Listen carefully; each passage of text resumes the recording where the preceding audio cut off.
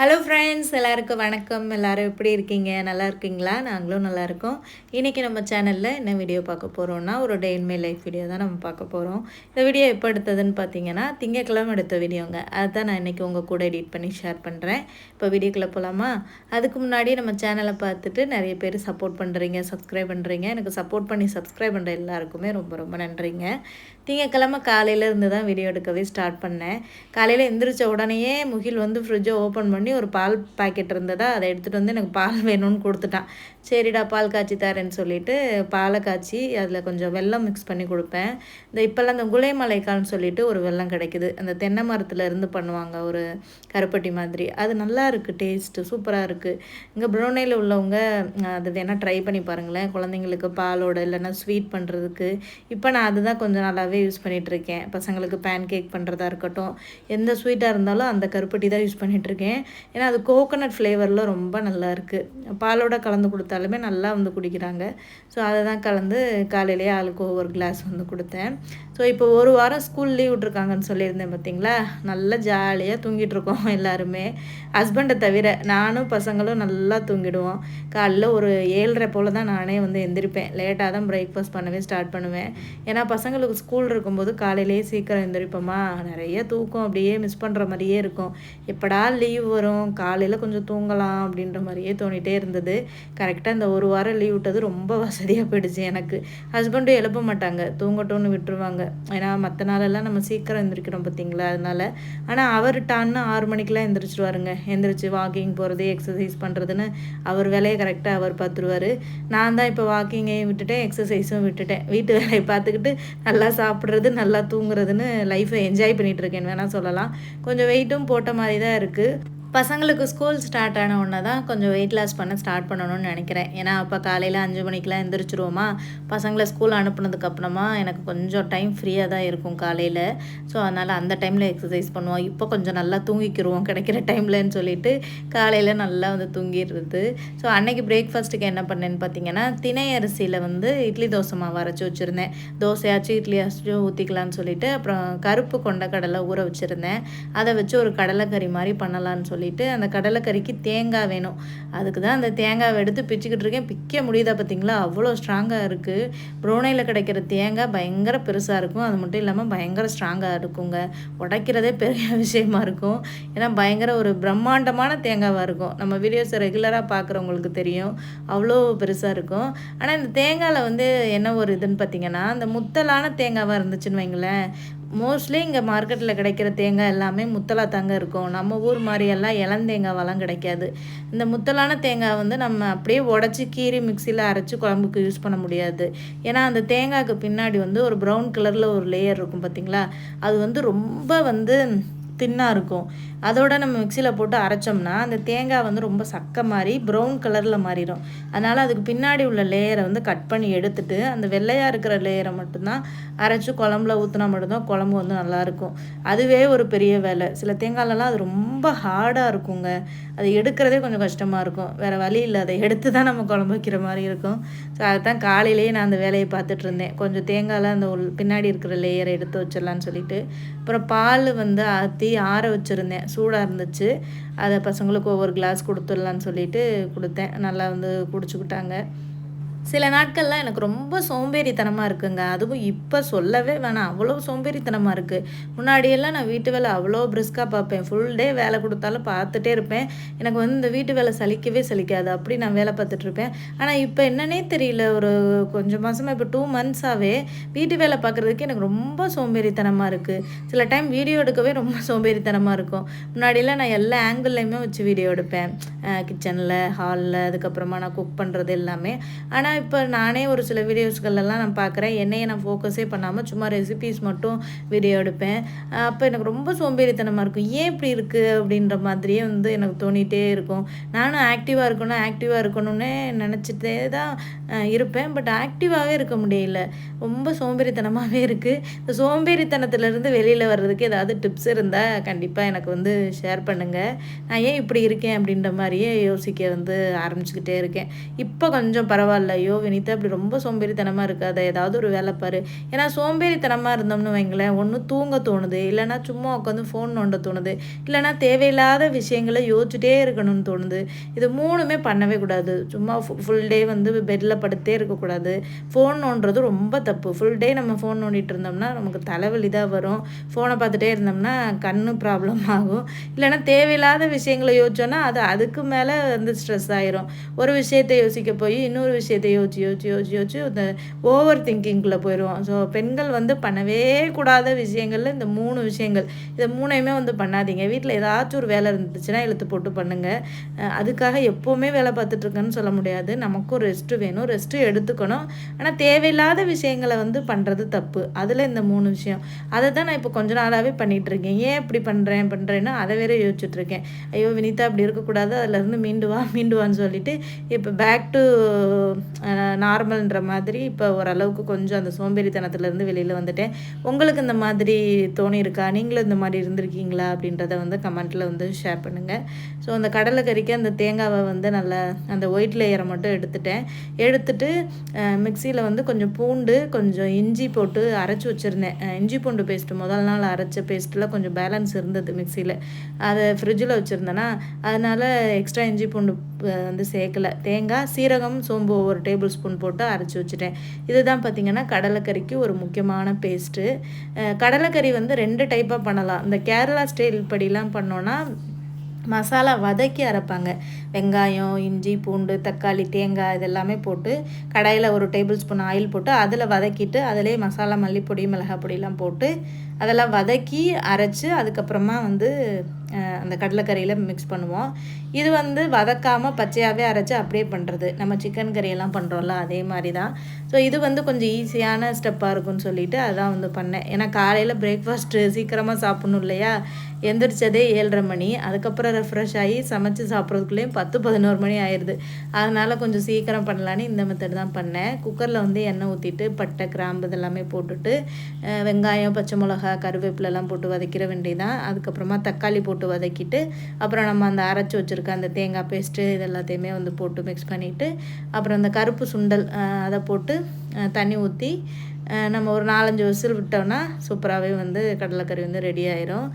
இப்போ நம்ம ஊர் சைடுகள்லாம் வந்து திருவிழா சீசன் வந்து ஸ்டார்ட் ஆயிரும். அதுவும் எங்கள் ஊர் சைடெலாம் பார்த்திங்கன்னா இந்த ஆகஸ்ட், ஜூலை, ஆகஸ்ட் இந்த டைமில் தான் வந்து திருவிழா வைப்பாங்க.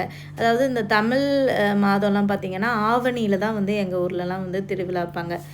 ஆடி, ஆனி, ஆவணி இந்த 3 மாதத்தில் அந்த ஆடியிலேருந்தே வந்து சில ஊர்களெல்லாம் வந்து திருவிழா ஸ்டார்ட் ஆயிரும். மோஸ்ட்லி இந்த சென்னை சைடுலாம் பார்த்திங்கன்னா இந்த ஆடி மாதம் தான் திருவிழாவே வந்து நடத்துவாங்க. நான் வந்து காலேஜ் முடிச்சுட்டு 1 இயர் சென்னையில் வேலை பார்த்தேன் பார்த்திங்களா. இப்போ நான் வந்து சைதாப்பேட்டைன்ற ஒரு ஏரியாவில் தான் நாங்கள் ஒரு வீடு எடுத்து தங்கியிருந்தோம். அந்த ஏரியா ஃபுல்லாக நிறைய கோவில்கள் வந்து இருக்குங்க. அங்கே ஆடி மாதம் இந்த கூழ் ஊற்றி திருவிழா சூப்பராக செலிப்ரேட் பண்ணுவாங்க. பட் எங்கள் ஊர் சைடு ராமநாதபுரம் சைடெல்லாம் பார்த்திங்கன்னா ஆவணி மாதத்தில் தான் வந்து வைப்பாங்க. அது இங்கிலீஷ் மந்த்துக்கு வந்து எந்த மாதம் வரும்னு பார்த்திங்கன்னா ஆகஸ்ட் மாதம் தான் வரும். எங்கள் ஊர் சைடெல்லாம் அந்த மாவிளக்கு, அதுக்கப்புறம் கரகம் எடுப்பாங்க. அதெல்லாம் ரொம்ப நல்லாயிருக்கும். இப்போ ரொம்ப வருஷம் ஆச்சு, 10 வருஷம் ஆச்சுங்க நான் திருவிழா வந்து அட்டன் பண்ணி. ஒரு ஷார்ட்ஸில் கூட ஷேர் பண்ணியிருந்தேன் பார்த்திங்களா. கல்யாணத்துக்கு முன்னாடி வந்து நான் திருவிழா வந்து அட்டன் பண்ணது. இப்போ கல்யாணம் ஆகி எனக்கு இந்த வருஷத்தோட ஒரு 10 வருஷத்துக்கிட்ட ஆக போகுது. ஒரு நாள் நினச்சேன், அப்பா திருவிழா நம்ம அட்டன் பண்ணி எத்தனை வருஷம் இருக்குன்னு சொல்லி கவுண்ட் பண்ணும்போது தான் தோணுச்சு, அப்பா கல்யாணத்துக்கு முன்னாடி நம்ம வந்து திருவிழா அட்டன் பண்ணது, இன்னுமே வந்து நம்ம திருவிழா அட்டன் பண்ணவே இல்லையேன்னு சொல்லிட்டு. அது எல்லாமே பார்த்திங்கன்னா சொந்த ஊரில் இருக்கிறவங்களுக்குலாம் சொர்க்க வாழ்க்கைன்னே சொல்லலாம் இல்லையா? திருவிழா, அதுக்கப்புறம் இந்த மாதிரி ஃபங்க்ஷன்ஸ் இது எல்லாமே. பட் வெளிநாட்டில் இருக்கிறவங்களுக்கு நிறைய விஷயங்களை வந்து நம்ம கலந்துக்கவே முடியாது. நிறைய விஷயங்களை மிஸ் பண்ணுவோம். அதில் முக்கியமான விஷயம் பார்த்திங்கன்னா இந்த திருவிழா தான். என் பசங்களை ஒரு நாளாச்சும் இந்த திருவிழாவுக்கு கூட்டிகிட்டு வரணும் அப்படின்னு ரொம்ப ஆசை. ஏன்னா இங்கே வந்து ஸ்கூல் லீவ் பார்த்திங்கன்னா டிசம்பரில் தான் வரும். இந்த டிசம்பரில் தான் 1 மந்த் அந்த ஆனுவல் லீவ் மாதிரி வந்து விடுவாங்க.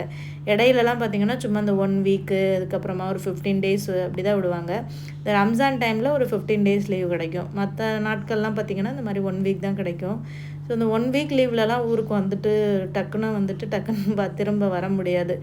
ஒரு மாதம் லீவு அந்த மாதிரி வந்தால் தான் கொஞ்சம் நல்லா என்ஜாய் பண்ண முடியும். இப்போ எப்போ தான் நம்ம திருவிழாவுக்கு வர்றது அப்படின்னு யோசித்தோம்னா வரவே முடியாது போல் அப்படின்னு தான் வந்து தோணுச்சு. நான் ஒரு ஷார்ட்ஸில் ஷேர் பண்ணியிருந்தேன்.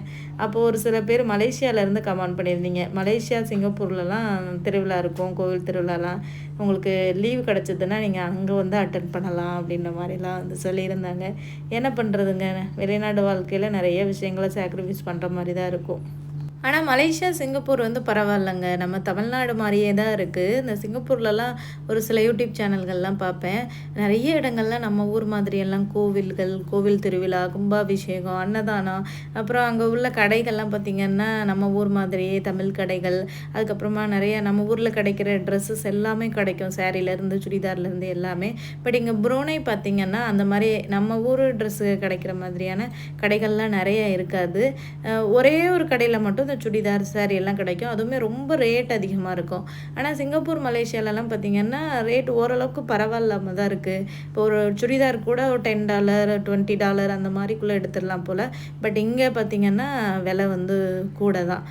என்ன பண்ணுறது, ஒவ்வொரு இடங்களில் ஒவ்வொரு மாதிரி வந்து இருக்குது. சில நேரங்களில் தோணும் புரூனே வந்ததுக்கு பதிலாக சிங்கப்பூர் போயிருக்கலாமே, ஹஸ்பண்டுக்கு சிங்கப்பூரில் வேலை கிடச்சிருந்தா நல்லா இருந்திருக்குமே அப்படின்னு சொல்லிட்டு.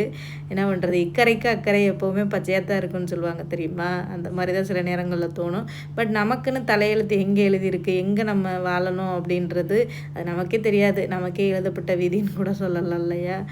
ஒரு பக்கம் அடுப்பில் கடலைக்கறி ரெடி ஆகிட்டுருக்கு, இன்னொரு பக்கம் தோசை சுட்டலான்னு தோசைக்கல் அடுப்பில் வச்சாச்சு. இட்லி ஊற்றலான்னு தான் பார்த்தேன். இட்லி ஊற்றி வச்சுட்டோம்னா ஒரு வேலையாக முடிஞ்சிரும்னு சொல்லிட்டு ஆதவ் தான் அம்மா கிறிஸ்பி தோசைமா அப்படின்னு வந்து கேட்டால். நம்ம பிள்ளைங்க சொன்னால் பிள்ளைங்க பேச்சை தட்டவா முடியும், அதனால் எல்லாருக்குமே தோசையை ஊற்றிடலான்னு சொல்லிட்டு தோசை ஊற்ற ஆரம்பிச்சிட்டேன். இந்த திணை அரிசி மாவு எப்படி அரைக்கிறதுனா, நான் 2 கப்பு திணை அரிசி போட்டேன். 2 கப்புக்கு அதே கப்பில் 1 கப் அளவுக்கு உளுந்து போட்டேன். ஏன்னா இந்த திணை அரிசி, குதிரைவாளி அரிசி, சாமை அரிசி இதெல்லாமே பார்த்திங்கன்னா கொஞ்சம் இட்லி தோசை மாவு அரைக்கும் போது சுடும்போது கொஞ்சம் கல் மாதிரி வரும், உளுந்து கம்மியாக சேர்த்தோம்னா. அதனால் நான் திணை அரிசி 2 கப்புக்கு 1 கப்பு உளுந்து சேர்த்தேன், 1 டேபிள் ஸ்பூன் வெந்தயம் சேர்த்தேன். ஸோ இந்த மெஷர்மெண்ட்டில் அரைச்சா தான் இந்த திணை அரிசி, குதிரைவாளிலாம் கொஞ்சம் இட்லி தோசையெல்லாம் கொஞ்சம் சாஃப்டாக வந்துச்சு. முன்னாடி நான் 1/2 கப்பு தான் வந்து உளுந்து போட்டேன், அப்போ கொஞ்சம் கல் மாதிரி வந்தது. அதனால் கொஞ்சம் எக்ஸ்ட்ரா உளுந்து வந்து சேர்த்துக்கிட்டேன். பாருங்கள் எவ்வளோ சாஃப்டாக வந்து தோசை வருதுன்னு சொல்லிட்டு. இந்த அடுப்பு வந்து கொஞ்சம் சென்டராக தான் வந்து எரியும். தோசை கல் ஃபுல்லாக ஸ்ப்ரெட் ஆகி வந்து எரியாது. ஏன்னா அடுப்பு சின்னது, தோசை கல் பெருசாக. கிறிஸ்பி தோசை ஊற்ற முடியல. நான் ஊற்றி பார்த்தேன், பிஞ்சு வந்துச்சு. அதனால ஊத்தாப்பம் மாதிரியே போட்டாச்சு. இதுவுமே வந்து ஆப்பம் மாதிரி வெளியில் கொஞ்சம் கிறிஸ்பியாக, உள்ள சாஃப்டாக நல்லா வந்துச்சு. இந்த சைடு கடலைக்கறியுமே வந்து 4-5 விசில் வந்து விட்டுருச்சு. அதையும் எடுத்து அப்படியே வச்சாச்சு. ஏதோ குக்கர் இருக்கிறனால தான் இப்போ உள்ள காலத்தில் கிச்சனில் பெண்களுக்கு வேலை ஈஸியாக முடிஞ்சிட்ருக்கு. பருப்பு வேக வைக்க, இந்த மாதிரி குருமா வைக்க, அப்புறம் சோறாக்க எல்லாமே இப்போ குக்கராக மாறி போச்சு. அதுவும் எனக்கெலாம் குக்கர் இல்லைன்னா வேலையே ஓடாதுன்னே சொல்லலாம். ஏன்னா நான் ரைஸ் முதற்கொண்டு குக்கரில் தான் வடிச்சிட்ருக்கேன். ஏன்னா மட்டை அரிசி சாப்பிட்றோம் இல்லையா, அது வந்து வேக வைக்கணும்னா குக்கர் தான் தேவைப்படும். ஸோ குக்கர் தான் பார்த்திங்கன்னா ஒரு மேஜர் ரோலே என் கிச்சனில் ப்ளே பண்ணிகிட்ருக்குன்னு சொல்லலாம். ஸோ சூப்பராக வந்து கடலைக்கறி வந்து ரெடி ஆகிடுச்சு. உப்பு வந்து செக் பண்ணேன், கடலை கரெக்டாக இருந்ததா அப்படின்னு சொல்லிட்டு.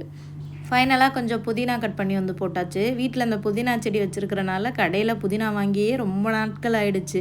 ஏன்னா வீட்டிலேயே நான் கட் பண்ண தண்ணி ஊற்றி வளர்க்க அப்படியே எனக்கு வளர்ந்துகிட்டே இருக்கும். டெய்லியுமே அதிலேருந்து கொஞ்சம் புதினா எடுத்துக்கலாம். அந்தளவுக்கு எனக்கு க்ரோத் இருக்குது. குட்டியோண்டு டப்பாவில் தான் வச்சுருக்கேன். ஆனால் நல்லாவே எனக்கு இந்த புதினா வந்து யூஸ்ஃபுல்லாக இருக்குது. கொத்தமல்லியுமே இந்த மாதிரி வளர்க்கலாம். இங்கே புரோனை நாட்டில் மளிகை ஸ்டோரில் வாங்கின கொத்தமல்லி நான் விதைக்கு வந்து போட்டேன், வளரவே இல்லை. எங்கள் அம்மாட்ட கேட்டதுக்கு எங்கள் அம்மா சொன்னாங்க அது வந்து ஹைப்ரிட் கொத்தமல்லி, நாட்டு கொத்தமல்லி போட்டால் தான் அது வந்து முளைக்கும்னு சொல்லிட்டு. எங்கே வந்து நம்ம நாட்டு கொத்தமல்லி வாங்குறது, ஊருக்கு போனால் தான் நாட்டு கொத்தமல்லி வந்து எடுத்துகிட்டு வரணும். டிசம்பரில் கண்டிப்பாக ஊருக்கு போகணுன்னு பிளான் பண்ணியிருக்கேன். போனேன்னா அந்த கொத்தமல்லி விதை, கீரை விதை இதெல்லாமே எடுத்துகிட்டு வந்து வீட்டுக்குள்ளேயே அந்த ஜன்னல் ஓரங்களில் குட்டி தொட்டியில் வந்து வச்சோம்னாலே நல்லா வந்து நம்ம வீட்டுக்கு தேவையானதை நம்மளே வந்து வளர்த்துக்கலாம். ஸோ சாப்பாடு வந்து ரெடி ஆகிடுச்சு. நல்லா கிறிஸ்பி தோசையோட கடலைக்கறி டேஸ்ட்டு சூப்பராக இருந்தது. கடலைக்கறி கொஞ்சம் கூட தான் வச்சுருந்தேன், மதியத்துக்கும் சாப்பிட்டுக்கலாம் அப்படின்னு சொல்லிட்டு. இதை சோறு கூடையுமே வச்சு சாப்பிட்லாம். ஸோ காலையில் நாங்கள் தோசையோடு வச்சு சாப்பிட்டுட்டு பேலன்ஸ் இருந்த கடலைக்கறியை மதியம் அந்த ரைஸ் வச்சு சாப்பிட்டோம், நல்லா இருந்துச்சு. நீங்களும் ட்ரை பண்ணுங்கள், ரொம்ப சிம்பிள் தான். இதை வெள்ளை கொண்ட கடலையிலையும் பண்ணலாம், பச்சை பயிரில் பண்ணலாம், அப்புறம் காராமணி இந்த மாதிரியில் கூட பண்ணலாம். சேம் ப்ரொசீஜர் தான், கடலை மட்டும் மாற்றிக்க வேண்டியதுதான். ஸோ முகில் வந்து வெறும் தோசை தான் சாப்பிட்டுட்டு இருந்தான். அவங்களுக்கு இந்த குழம்பு எல்லாமே பிடிக்காது. வெறும் தோசை, வெறும் சப்பாத்தி, வெறும் சோறு, வெறும் இட்லி இதைத்தான் வந்து ரொம்ப விரும்பி சாப்பிடுவான். அப்புறம் நான் சாப்பிட்டுட்டு அவனுக்கு ஒரு தோசை வச்சு இந்த கடலைக்கறியெல்லாம் பிசைஞ்சு ஊட்டி விட்டேன். ஒரு சில பேர் கமெண்ட்ஸில் கேட்பீங்க, இந்த சுண்டக்காய் சமைச்சோன்னா, பாவக்காய் சமைச்சோன்னா, வாழைப்பூ இந்த மாதிரிலாம் சமைச்சோன்னா உங்கள் பசங்க சாப்பிடுவாங்களா அப்படின்னு சொல்லிட்டு. பாவக்காய் மட்டும் சாப்பிட மாட்டாங்க, ஏன்னா அது அப்படியே கசப்பு வந்து தெரியும். பட் சுண்டக்காய் எங்கள் ப்ரோனையில் கிடைக்கிற சுண்டக்காய் வந்து ரொம்ப கசக்காது, கோவக்காய் டேஸ்ட்டு மாதிரி தான் இருக்கும். அப்புறம் கீரை, வாழைப்பூ இதெல்லாமே நான் என்ன பண்ணுவேன்னா மிக்சியில் போட்டு ஒரு பல்ஸ் விட்டோம்னா கொஞ்சம் நைஸாக வந்து அரைச்சிரும். அதை வந்து சாப்பாடோடு மிக்ஸ் பண்ணி பிள்ளைங்களுக்கு நான் வந்து கொடுத்துருவேன். ஏன்னா அந்த துவர்ப்பு கசப்பு எல்லாமே தானே கொடுக்கணும், அதுவும் நல்லது தானே. ஆனால் பாவக்காய் வந்து அப்படியே கசப்பாயிருமா, வாயில் வச்சோடனே துப்பிடுவாங்க. நானும் பாவக்காவே அதே மாதிரி மிக்சியில் போட்டு அரைச்சி ஊட்டியெல்லாம் ட்ரை பண்ணேன். பட் பாவக்காய் மட்டும் இன்னும் சாப்பிட வைக்க முடியல. வளர வளர அவங்களே சாப்பிட்டு பழகிக்குவாங்க. நாமளும் அப்படி தானே, சின்ன பிள்ளைலலாம் பாவக்காய் யாருமே சாப்பிட மாட்டோம், ஓடிடுவோம் அது கசக்குன்னு சொல்லிட்டு. பட் இப்போ நம்ம வளர்ந்ததுக்கப்புறமா அதில் உள்ள பயன்கள் தெரிஞ்சு என்ன தான் கசந்தாலும் நம்ம சாப்பிட்டுக்கிறோம் பார்த்திங்களா. அதே மாதிரி தான் நம்ம பிள்ளைங்களும், அவங்களும் வளர வளர சாப்பிட்டு பழகிடுவாங்க. அப்புறம் பிரேக்ஃபாஸ்ட்டெல்லாம் சாப்பிட்டு முடிச்சுட்டு நாங்கள் ஒரு முக்கியமான வேலை பார்த்தோம். என்ன வேலைன்னா வாழைப்பூவை க்ளீன் பண்ணோம். போன வாரம் மார்க்கெட் போய்ட்டு ஹஸ்பண்ட் 2 வாழைப்பூ வாங்கிட்டு வந்திருந்தாங்க. அது இதுக்கு மேலே ஃப்ரிட்ஜில் வச்சுருந்தோம்னா கருப்படிச்சிரும். அதனால் அது 2யுமே சமைச்சிடலான்னு சொல்லிட்டு வாழைப்பூவை தான் க்ளீன் பண்ணிகிட்டு இருந்தேன். என் பசங்களுக்கு 2 பேருக்குமே சொல்லிக் கொடுத்தேன் இப்படி தான் க்ளீன் பண்ணணும்னு சொல்லி. அதோட 2 பேருமே கற்றுக்கிட்டு எனக்கு ரொம்பவே ஹெல்ப் பண்ணாங்க. 3 பேரும் சேர்ந்து ஈஸியாக சீக்கிரமாக அந்த வாழைப்பூவை க்ளீன் பண்ணி முடிச்சிட்டோம். முகில் பாருங்களேன், முகில் க்ளீன் பண்ணதான் ரொம்ப ஆச்சரியம். நான் சொன்னதை அப்படியே வந்து ஃபாலோ பண்ணி ரொம்ப நேரம் உட்காந்து எனக்கு க்ளீன் பண்ணி கொடுத்தான். ஸோ பிள்ளைங்களுக்கு ஒரு வேலையை நம்ம சொல்லிக் கொடுத்தோன்னா நல்லாவே ஹெல்ப் பண்ணுறாங்க. நீங்களும் உங்கள் பிள்ளைங்களுக்கு சொல்லிக் கொடுங்க, கண்டிப்பாக உங்களுக்கும் ஹெல்ப் பண்ணுவாங்க. ஸோ இப்படி தான் எங்களுக்கு அன்றைக்கி டே வந்து போச்சு. ஸோ வாழைப்பூ க்ளீன் பண்ணுறது தான் ஒரு பெரிய வேலைன்னு நினச்சிக்கிட்டு நான் வாழைப்பூ வாங்கவே மாட்டேன். இப்போ என் பசங்க ஹெல்ப் பண்ணுறதை பார்த்துட்டு இனிமேல் ரெகுலராக வாழைப்பூ வாங்கிடலாம் அப்படின்னு முடிவு பண்ணிட்டேன். அவ்வளோதாங்க, இந்த வீடியோ இதோட கம்ப்ளீட் ஆகுது. நம்ம நெக்ஸ்ட் வீடியோவில் பார்க்கலாம். Bye bye.